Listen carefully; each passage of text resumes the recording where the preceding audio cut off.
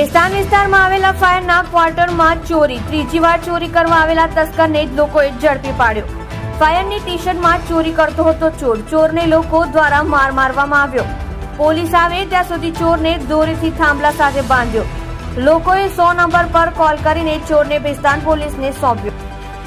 સત્ય માટે હંમેશા સત્યની સાથે જોડાઈ રહો। આ સુરત ન્યૂઝ ચેનલની સાથે।